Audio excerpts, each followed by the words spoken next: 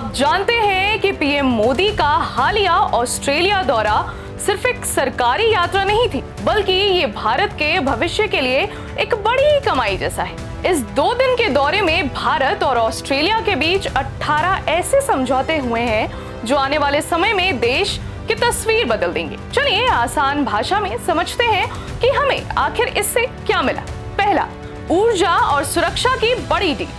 सबसे बड़ी खबर परमाणु ऊर्जा यानी न्यूक्लियर एनर्जी को लेकर है। भारत और ऑस्ट्रेलिया के बीच बिजली बनाने वाले परमाणु समझौते का कागजी काम पूरा हो गया है। इसका मतलब है कि अब ऑस्ट्रेलिया से भारत को यूरेनियम, जो परमाणु बिजली के काम आता है, आसानी से मिल सकेगा, जिससे हमारी बिजली की जरूरतें पूरी होंगी। इसके अलावा समुद्र की सुरक्षा के लिए एक नया प्लान यानी कि MSCR समुद्री सुरक्षा सहयोग रोड मैप तैयार हुआ है, जिससे हिंद प्रशांत यानी इंडो पैसिफिक क्षेत्र में भारत की समुद्री ताकत और मजबूत होगी। दूसरा, अब भारत में होगी विदेशी पढ़ाई। अगर आप स्टूडेंट हैं या पेरेंट्स हैं तो ये खबर आपके लिए बहुत अच्छी है। ऑस्ट्रेलिया की मशहूर यूनिवर्सिटीज फिलिंडर्स और विक्टोरिया अब भारत में अपना कैंपस खोलेंगी। फिलिंडर्स यूनिवर्सिटी बेंगलुरु में और विक्टोरिया यूनिवर्सिटी गुरुग्राम में अपनी पढ़ाई शुरू करेगी। तीसरा, पुरानी और कीमती चीजों की घर वापसी। पीएम मोदी की इस यात्रा में हमारी संस्कृति को भी बड़ा सम्मान मिला है।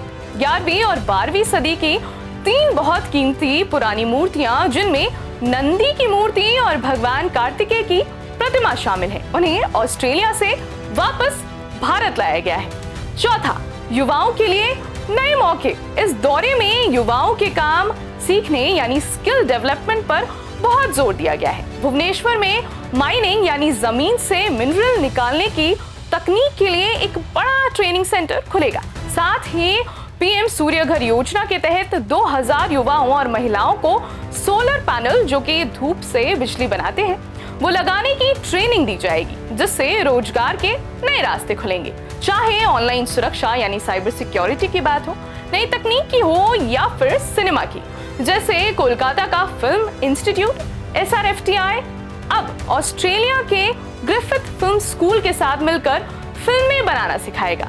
ये दौरा भारत की सीख को दुनिया भर में और मजबूत करता है।